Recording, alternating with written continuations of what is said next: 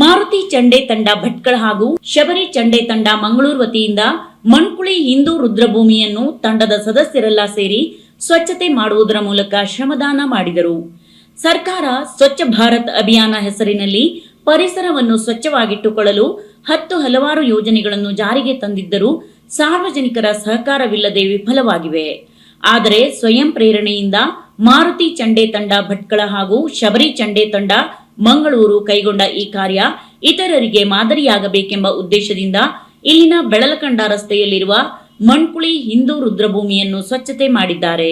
ಮಾರುತಿ ಚಂಡೆ ತಂಡ ಭಟ್ಕಳ ಹಾಗೂ ಶಬರಿ ಚಂಡೆ ತಂಡ ಮಂಗಳೂರಿನ ಸದಸ್ಯರು 2 ಜೆಸಿಬಿ ಸಹಾಯದಿಂದ ಸ್ಮಶಾನಕ್ಕಿಳಿದು ಶವ ಸಂಸ್ಕಾರದ ಸಂದರ್ಭದಲ್ಲಿ ಶವದ ಮೇಲಿದ್ದ ಹೂವು ಇನ್ನಿತರ ವಸ್ತುಗಳನ್ನು ಒಂದೇ ಕಡೆ ಹಾಕದೆ ಅಲ್ಲಲ್ಲಿ ಎಸೆದು ಹೋಗಿದ್ದ ವಸ್ತುಗಳನ್ನು ಹಾಗೂ ರುದ್ರಭೂಮಿಯ ಸುತ್ತಮುತ್ತಲು ಬೆಳೆದ ಆಳೆತ್ತರದ ಗಿಡಗಂಟಿಗಳನ್ನು ಕತ್ತರಿಸಿ ಒಂದೆಡೆ ಸೇರಿಸಿ ಸ್ವಚ್ಛ ಮಾಡುವುದರ ಮೂಲಕ ಶ್ರಮದಾನ ಮಾಡಿದ್ದಾರೆ.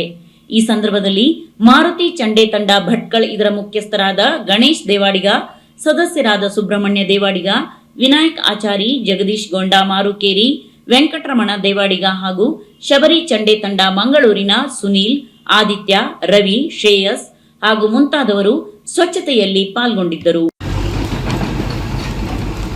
ಹಿಂದೂ ರುದ್ರಭೂಮಿ ಭಟ್ಕಳ ಮಣ್ಕುಳಿ ಇದರ ಒಂದು ಸ್ವಚ್ಛತಾ ಕಾರ್ಯಕ್ರಮವನ್ನು ನಮ್ಮ ಜಯಮಾರುತಿ ಚಂಡೆ ತಂಡ ಹಾಗೂ ಶಬರಿ ಚಂಡೆ ತಂಡ ಮಂಗಳೂರು ಮುಲ್ಲಕಾಡು ಇವರಿಂದ ನಾವು ಒಂದು ಇಟ್ಕೊಂಡಿದ್ದೇವೆ. ಅಂದರೆ ಸಡನ್ನಾಗಿ ನಿನ್ನೆ ಒಂದು ಈ ಥರ ಮಾಡಬೇಕು ಅನ್ನೋದು ನಾವು ಅನ್ಸ್ಕೊಂಡಿದ್ದೇವೆ. ಯಾಕಂತ ಹೇಳಿದ್ರೆ ತುಂಬ ಗಲೀಜಾಗಿತ್ತು ಇದು, ಗಿಡ ಎಲ್ಲ ಬೆಳೆದು ನಮಗೆ ಆದರೆ ಒಂದು ನೋಡ್ಲಿಕ್ಕೆ ಆಗಲಿಲ್ಲ. ಅದಕ್ಕೋಸ್ಕರ ನಮ್ಮಿಂದ ಒಂದು ಸೇವೆ ಮಾಡುವಂಥ ನಮ್ಮ ಹುಡುಗರಲ್ಲಿ ಕೇಳ್ಕೊಂಡಾಗ ಎಲ್ಲರೂ ಒಪ್ಕೊಂಡಿದ್ರು. ಅದಕ್ಕೋಸ್ಕರ 2 JCB ಎಲ್ಲ ತಂದು ಮತ್ತು ನಮ್ಮ ಹತ್ರ ಆದ ಸಹಾಯವನ್ನು ನಾವು ಮಾಡಿ ಇದನ್ನು ಸ್ವಚ್ಛತಾ ಕಾರ್ಯಕ್ರಮ ಇಟ್ಕೊಂಡಿದ್ದೇವೆ.